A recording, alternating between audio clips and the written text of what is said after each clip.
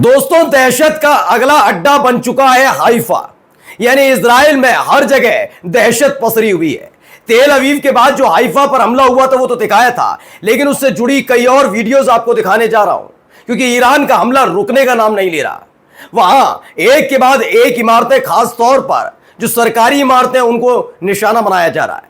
लेकिन कहते हैं ना कि जब तुम गजा में बाज नहीं आए, ईरान की राजधानी तेहरान में बाज नहीं आए, तो कैसे वो पक्ष देगा। तो हाइफा में कई बड़े धमाके हुए, वो तस्वीर देखी। लेकिन खबर ये नहीं है 1 टन ना, 200 किलो बारूद एक रात में झोंक दिया इजराइल पर। जी हां, आज की बड़ी खबर आपको बता रहा हूं। खबर यही नहीं है, डोनाल्ड ट्रंप की हालत इस तरह से खराब हो गई है कि वो एक तरफ कह रहे हैं कि ईरान और इजराइल के बीच में समझौता करा दूंगा, तो दूसरी तरफ जैसे ही ईरान के सर्वोच्च नेता ने मीटिंग ली, वैसे ही कहा कि अगर अमेरिका पर हमले के बारे में सोचा ईरान ने, तो यकीन मानकर चलिए हम भी मुंह तोड़ जवाब देंगे। यानी अमेरिका को पता है कि उसका भी वक्त आने जा रहा है, क्योंकि अगर किलो 2 किलो, 1 बम 2 बम ठोके जाते इजराइल पर तो बात अलग थी। 200 किलो बारूद एक रात में बरसा देना अपने आप में एक बहुत बड़ी बात है।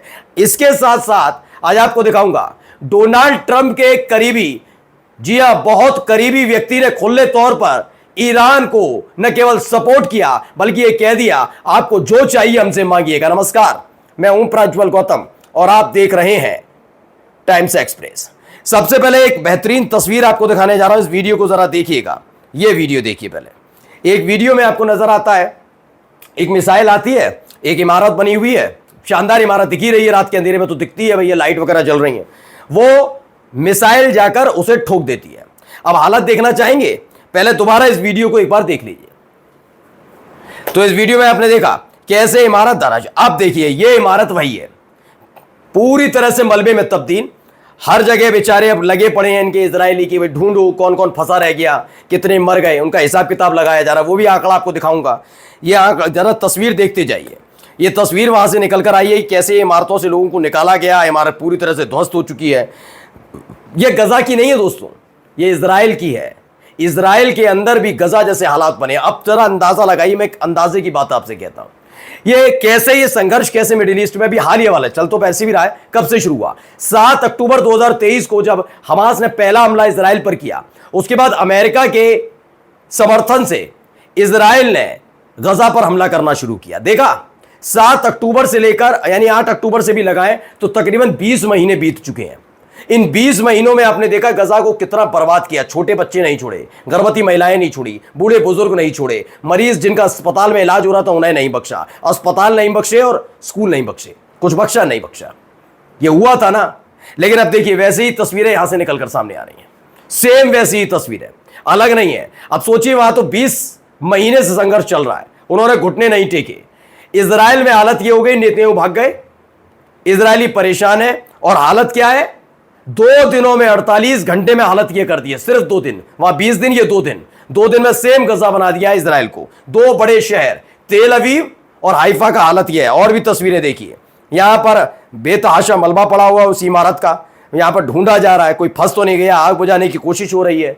अलग अलग तस्वीरें इसीलिए दिखाता चल रहा हूं। सोचिए, इन्हीं सरियों पर इसी तरीके के तमाम जो उपकरण होते हैं, बिल्डिंग मटेरियल होता है, उस पर खड़े होता है कोई इमारत, शानदार इमारत, अब वही टुकड़ों में पड़ी हुई है, सरिया अलग पड़ी है, ये अलग अलग। और देखिए ये भी कैसी इमारत बन गई, वही वाली इमारत है भी जो आपने देखा था कि रॉकेट आया ठोक कर चला गया। ये देखिए, ये इमारत है पूरी की पूरी। ऐसा लग रहा है जैसे ये बनेगी नहीं बनेगी, बरसों से ऐसे पड़ी है। इतनी आलीशान इमारत का हश्र ये कर दिया एक झटके में। 1-2 नहीं है, ICBM का इस्तेमाल करने का ऐलान भी कर दिया। जी हाँ, वो खबर भी दिखाने जा रहा हूं। ये देखिए क्या हालत बनाकर रख दी यहां पर। अब आइए कुछ खबरें आपको दिखा देता हूं। पहले खबरें क्या है, पहले तो देखिए फोर्स न्यूज के मुताबिक, फोर्स न्यूज क्या कहता है, ईरान ने कल रात इजराइल पर 1.5 से 2 टन के बम दागे हैं। 1.5 से 2 टन के बम दागे हैं। और सोचिए बर्बादी का आलम कितना बड़ा होगा। यानी पूरी तरह से इजराइल को बर्बाद कर दिया है। 2 टन का मतलब होता है 200 किलो करीब, वो पूरा का पूरा झोंक दिया। बारूद इजराइल के आबो हवा में घूम रही है लगातार एक के बाद एक हाइपरसोनिक मिसाइल, क्रूज मिसाइल का इस्तेमाल किया जा रहा है, जो हाथ में पड़ रही है। ऐसा लग रहा है ईरान पर जखीरा ही है, हथियारों को आपने देख ही लिया, तो ऐसा लग रहा है आंख बंद करके ईरान का कोई भी जो सैनिक है वो उठाता, अच्छा आज ये वाला ठोक दें, ठोक दो, फिर ये वाला ये ठोक दें। ऐसा लग रहा, वो खेलते नहीं थे हम बचपन में कि कौन सा ये, अच्छा चलो इसको ये है, तो वैसा ही वाला चल रहा है ईरान के अंदर। ये सोचा ही नहीं जा रहा कौन सा बम, कौन सा मिसाइल, कौन सी, वो नाम लेकर नहीं बता रहे कि इससे फायदा होगा, ये कम दूरी की है, ये यहां फायदा कम नुकसान पहुंचाए, ये नहीं। वो कह रहे जो हाथ में आ रहा है दागते जाओ।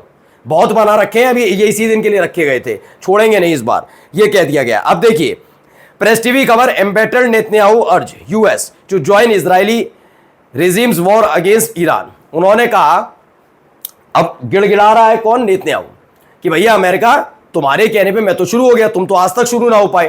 तुम तो ईरान पे क्या करते हो, प्रतिबंध लगा दो, आज ये प्रतिबंध लगा दो, फिर 6 महीने फिर प्रतिबंध लगा दो, उसका कुछ बिगड़ ही नहीं रहा। वो तो न्यूक्लियर पावर बनने जा रहा है, न्यूक्लियर पावर बनने जा रहा है, वो कुछ कर तो पा नहीं। तुम्हारी शय पर मैंने शुरू तो कर दिया, लेकिन अब देखो उसने मेरे देश का नक्शा बिगाड़ दिया है, मेरे देश के नागरिक मेरे पीछे पड़े हुए हैं, मेरा हश्र बुरा कर देंगे, बीच चौराहे पर टांग देंगे मुझे, दौड़े दौड़े भीख मांग रहे हैं कि कैसे भी करके आप कूदिए हमें बचाइए। जैसे ही ये खबर आती है वैसे ही एक और खबर है। खबर क्या, पहले देखिए, दानिश अनजर ने इसे लिखा, वॉर कैबिनेट मीटिंग ले रहे हैं खमनाई। जो खमनाई साहब हैं वो वॉर मीटिंग ली उन्होंने। जैसे ही खबर अमेरिका के पास पहुंची कि अरे वॉर मीटिंग ली जा रही है, वैसे ही अमेरिका ने क्या कहा, डोनाल्ड ट्रंप की ईरान को धमकी, अमेरिका का पर हमला हुआ तो ऐसा जवाब देंगे जो कभी सोचा नहीं होगा। तो डोनाल्ड ट्रंप को लग रहा था कि वो कह देंगे हम नहीं थे, हमारा कोई लेना देना नहीं था, ये तो इजराइल की मर्जी है, इजराइल पता नहीं क्या कर देता है, इससे हम पल्ला झाड़ लेंगे। होता नहीं है आस पड़ोस की लड़ाइयों में होता है कि हमारा तो मतलब ही नहीं था और बच निकलते हैं, ये तो होना नहीं था। दुनिया जानती है, अब बम गोला बारूद मिसाइल उपलब्ध करा रहे हैं, जिसका गाजा में भी इस्तेमाल किया, अब ईरान पर भी किया। उन्होंने कहा ऐसा नहीं मानूंगा मैं। खमेनेई साहब का जैसी मीटिंग शुरू हुई अमेरिका थर्रा गया, तो धमकी देने पर उतारू हो रहा है। अब देखिए खबर, एलन मस्क ने ईरान को सपोर्ट करते हुए उसे स्टार लिंक का ऑफर दिया है।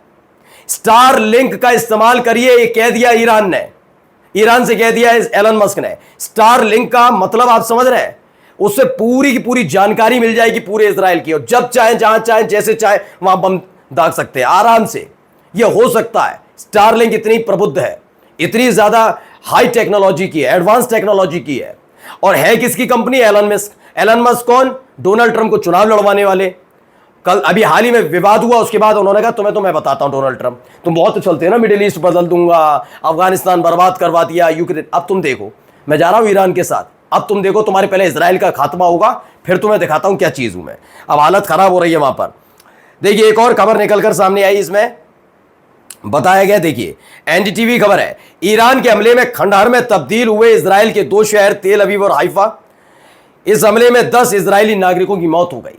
वो तो होना ही है भाई, अब 200 किलो बारूद एक रात का मतलब ये थोड़ी ना होता कि शाम 6 बजे ना, रात को 6 घंटे के भीतर, यानी रात को 11 बजे 12 बजे के बाद युद्ध शुरू होता है, हमले शुरू होते हैं और फिर सुबह तक खत्म हो जाते हैं 4 बजे तक। 6 घंटे के अंदर 200 किलो बारूद इजराइल पर दाग दिया। नमस्कार।